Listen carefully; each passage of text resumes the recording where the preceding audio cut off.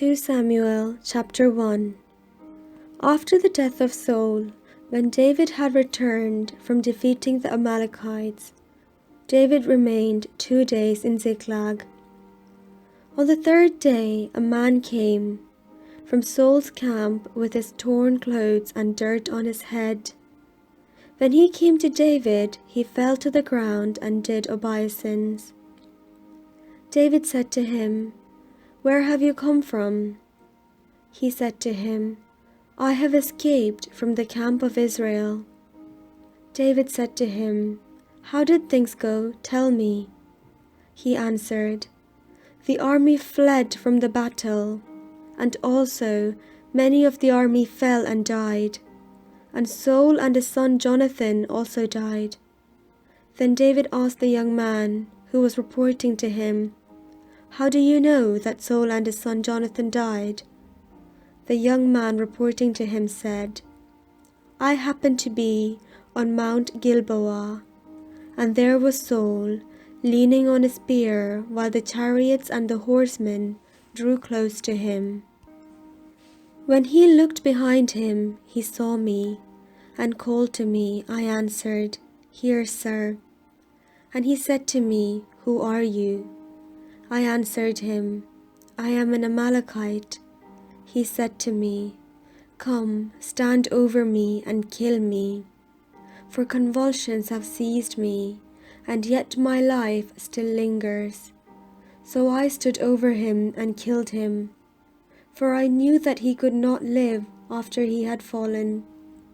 I took the crown that was on his head and the armlet that was on his arm, and I have brought them here to my Lord." Then David took hold of his clothes and tore them, and all the men who were with him did the same.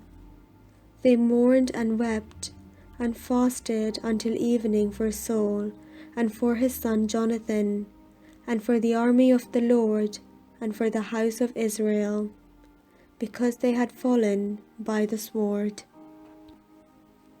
David said to the young man who had reported to him, "Where do you come from?" He answered, "I am the son of a resident alien, an Amalekite."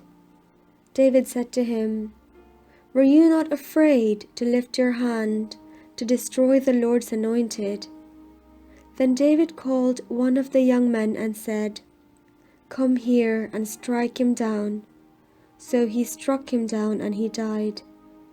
David said to him, "Your blood be on your head, for your mouth has testified against you, saying, 'I have killed the Lord's anointed.'" David intoned this lamentation over Saul and his son Jonathan. He ordered that the song of the bow he taught to the people of Judah, it is written in the book of Jasher. He said, "Your glory, O Israel, lies slain upon your high places. How the mighty have fallen.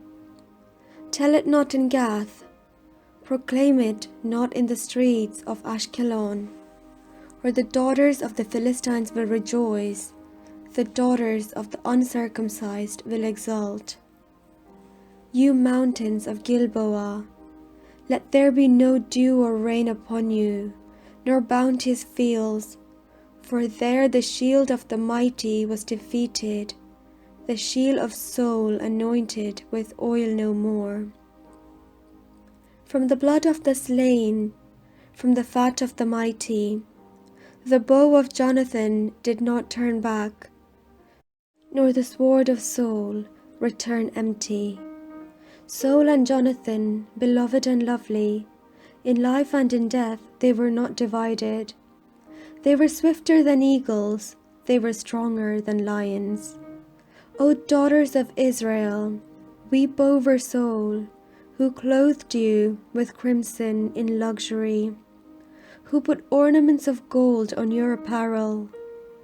How the mighty have fallen in the midst of the battle. Jonathan lies slain upon your high places. I am distressed for you, my brother Jonathan. Greatly beloved were you to me. Your love to me was wonderful. surpassing the love of women. How the mighty have fallen, and the weapons of war perished.